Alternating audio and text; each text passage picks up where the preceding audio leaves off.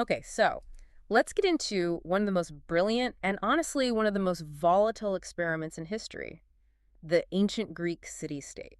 It's a great topic because most people, when they picture ancient Greece, they imagine one big unified country. Right, like a single map colored in. But that's not the reality at all. It wasn't one nation. Not even close. It was this complex web of hundreds of powerful, completely independent mini-countries. The Greeks called them polis. Polis. And that foundational unit, it's where we get our word politics, right? That's the one. And it wasn't some instant invention. It really started to emerge around the 8th century BC. And this was after a pretty rough period, the so-called Greek Dark Ages. Exactly. Society was fragmented.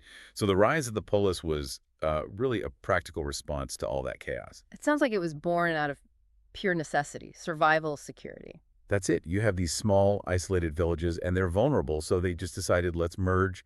They brought their people together into larger, more defensible settlements. What's so interesting to me is that the central city was, permanently linked to all the farmland around it. Yes, that's the key. It wasn't just a place to live. It was a whole ecosystem. This structure made both farming and defense way more efficient. And most importantly, it created this incredibly strong shared identity. So you weren't just a Greek. No, you were an Athenian, Hmm.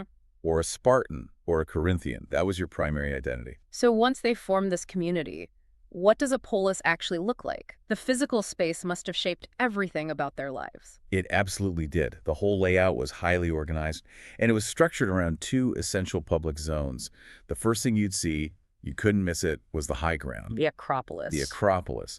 Which was so much more than just a hill. It was kind of this ultimate multi-purpose fortress. It was. From a security standpoint, it was your fortified refuge.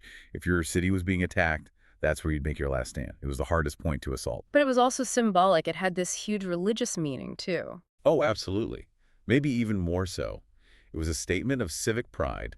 This is where they built their most magnificent temples, usually to the city's patron god or goddess. Like the Parthenon in Athens for Athena. Wow. It just projected power and divine favor for everyone to see. Exactly. So if the Acropolis was the spiritual anchor, then down below it, you had the engine room, The Agora. the agora, the busy open space that was the social and political epicenter of the city. You could almost call it their downtown, but that doesn't really do it justice. It was so much more intense. It really was. I mean, daily life in the agora was this constant buzzing hub of activity. You had merchants selling olive oil, wine, pottery. It smelled of food and animals. And debate. It was the main spot for news and conversation, right? Constantly. Men gather there to discuss community issues, to argue about politics. It was kind of their open-air town hall and courthouse all in one. And this is also where philosophers taught, out in the open. Right in the middle of all that noise. People like Socrates didn't have quiet classrooms. They'd just grab citizens and start asking them tough questions. And then all the houses were just packed in tightly around these two main areas, usually behind some big defensive walls.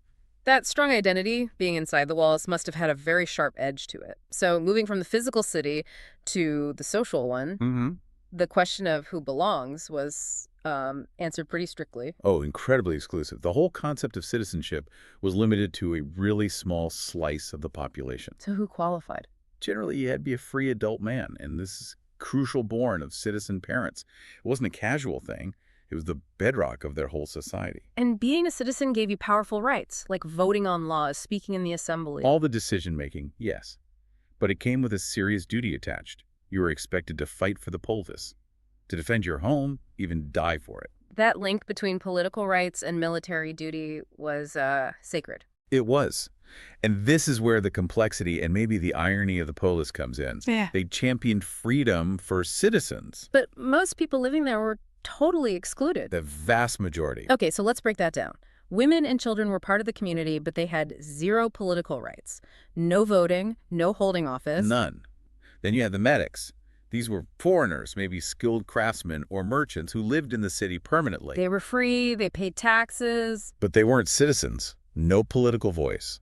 They were permanent residents, but they had no real say. And then at the very bottom of the ladder, you have the slaves. Right. And it's crucial to understand, they performed almost all of the hard labor that made the economy run. Everything from mining silver to working the farms to serving in wealthy homes. So this whole experiment in self-government was built literally on the backs of an enslaved population. It was. And even within that small citizen class, there was a hierarchy. The top tier was usually the wealthy landowning aristocracy. They held most of the real power, followed by a sort of middle class of small farmers and merchants. The way they handled that power, that's where the city-states really start to look different from one another. If there's no king, how did they actually govern themselves? With a huge variety of political structures. I mean, no two polis were exactly alike.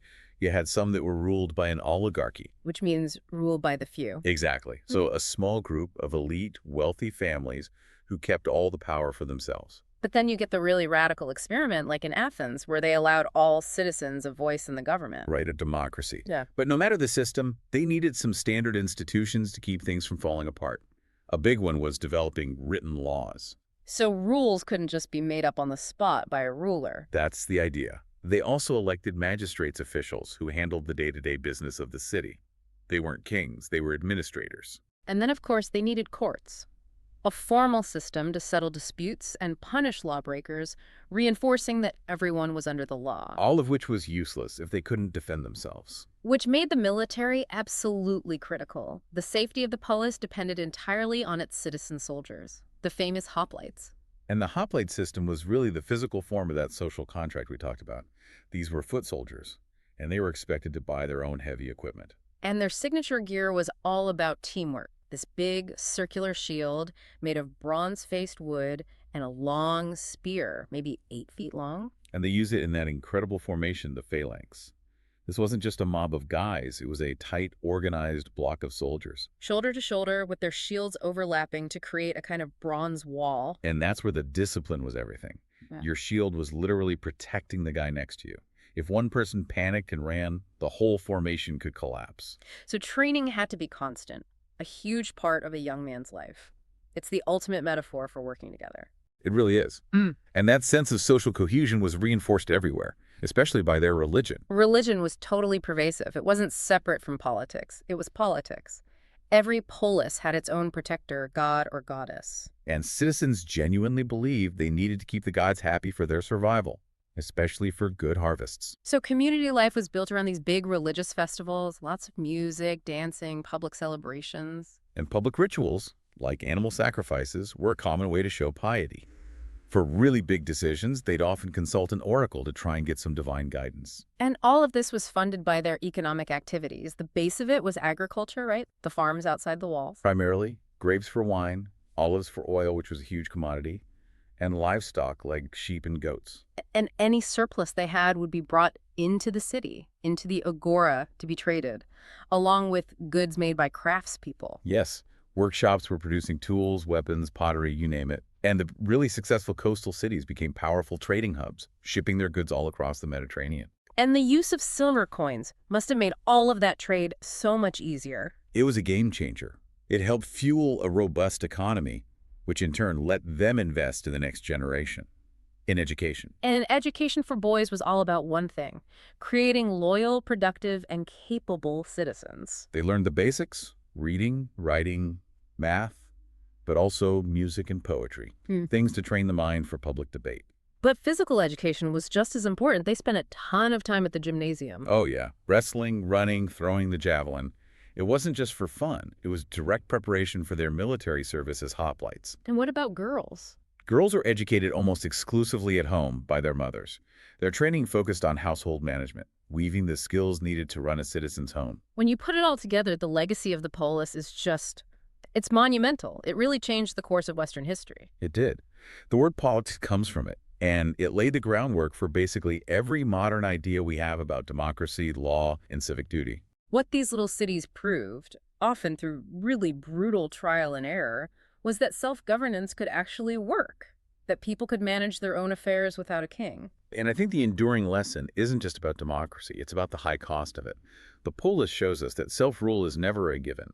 It's a system that demands constant involvement, constant debate, and sometimes the ultimate sacrifice of its citizens. That balance between individual freedom and civic responsibility, that's something we're absolutely still wrestling with today. That's the core of the ancient Greek city-state. Good luck with your studies.